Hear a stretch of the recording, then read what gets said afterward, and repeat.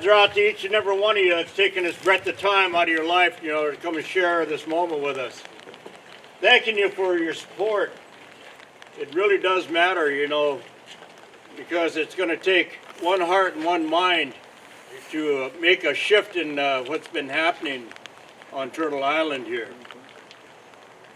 Because it's our voices, it's going to be your voices that's going to pass something down. If we can shift it and make it, maybe we can't stop what's happening, but maybe we can slow it down to where our kids will have something. Maybe they can taste the salmon, from this day forward, if we can make them salmon survive.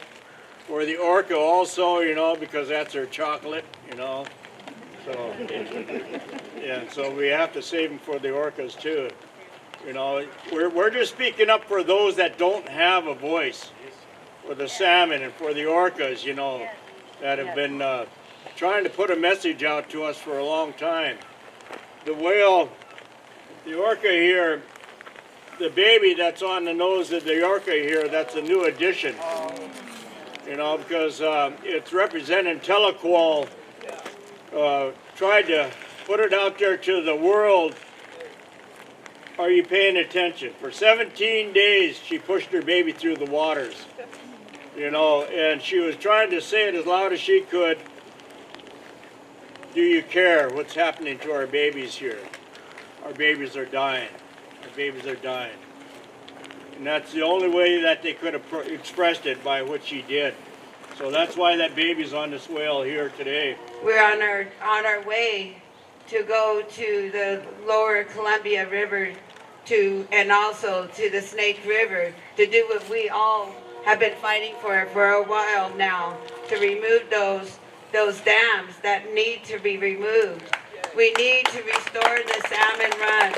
We need to replenish the food for our orcas, our beloved relatives, our culture. The salmon is what makes this beautiful area the way it is.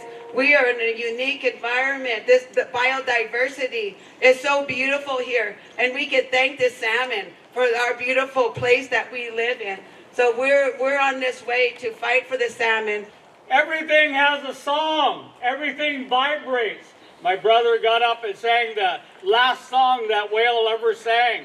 The whale down in Florida, she sings her pod song alone when nobody can bear witness. She sings for her mother. She sings for her grandmother. She sings for her family. The trees are singing. There's so much new evidence that science has not even begun to appreciate that the earth really is alive, that we're a part of a living being. But the earth will always go on, and it will get rid of us one day. It has happened before. It has happened before. Mother Earth can live without us. We can't live without her. And so we got to do the things we can to try to get the churches and the environmental groups and the citizens and the tribes and the communities and the politicians to all work together to continue moving forward, to try to change the laws that stop the exploitation, that stops the damages.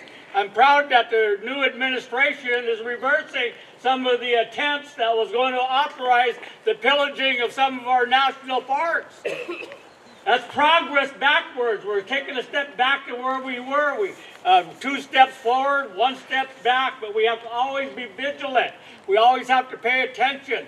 This year we carved 3 salmon. There's only 2 here. There's another 9-footer that the ex-chairman of the Lummi Nation, he took it up from the beginning of the Columbia River all the way up to the Snake River making stops. He was doing ceremony. He was doing prayers.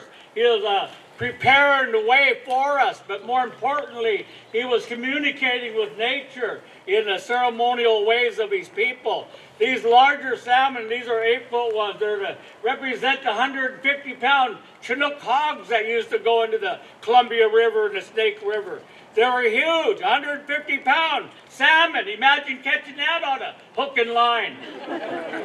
There was a real old man. We thought he was insane that we grew up next door to, and he had a 14-inch web net. We thought he was crazy. We didn't know that Chinook got that big. But by the time we came of age, they're already over harvested. The original Chinook, the wild Chinook, were disappearing and they're being replaced by little 10-pound, 15-pound hatchery Chinooks. We got to do what we can to save the rivers. However, for those tribes that we're going to be visiting, the Chinooks, the Cayuse, the people of Salish Falls, the Warm Springs, the Yakima, the Umatilla, the Shoshone, the Bannock, the Nez Perce, they're all Chinook people.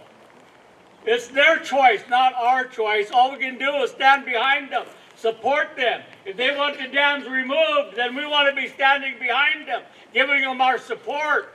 But they have to call for the removal of the dams. They have to be the leaders, and we have to be the followers. And so we hope that this totem pole journey will be an opportunity for all of us to get together and continue to have a dialogue on how we can work in unity, how we can support each other, how we can encourage each other, how we can walk hand in hand. We don't have to be violent. We just have to be outspoken. If you don't speak up, the politicians will never hear you. If you don't speak up, the Supreme Court will begin reversing some of the progress we made. It's up to us to make sure that the right decisions are coming out of the court. And United Citizens, the court decision of the United Citizens still stands. That decision allows the corporations to line the pockets of politicians. We can't stop it. They said those corporations are human beings, are citizens. We know they're not. They're artificial. They're like a piece of paper. They don't have the emotional attachment to the world that we do. So thank you for coming out and joining us. Thank you.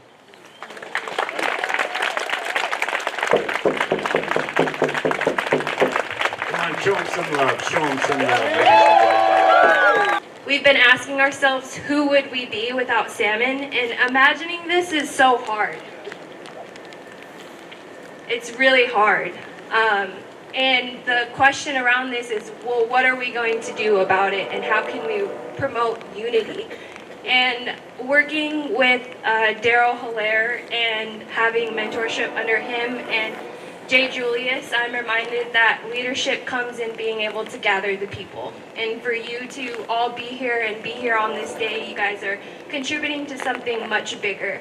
And I am on my healing journey myself as an Indigenous woman who is reconnecting to roots, reconnecting to culture. There's been so many things that have been taken from us, attempted to be stripped from us, but here we are as Indigenous people still standing strong, resilient, still standing on behalf of Mother Earth as we consider ourselves the caretakers of this land. As we research European history and the fight and struggle to save salmon in Europe for many, many centuries, and the failure to do so, it now helps me understand why we are where we are today. And on the East Coast, the pattern that took place in Europe, and then the arrival here from the newcomers, and then the extermination of salmon, the decay of rivers, the decay of resources in Europe, and then the following no more production. As Jewell said, this dominant, supreme mentality over. And there was a severed relationship somewhere along the line, and that's kind of the only way I can explain what we're all facing and what we're all living through right now.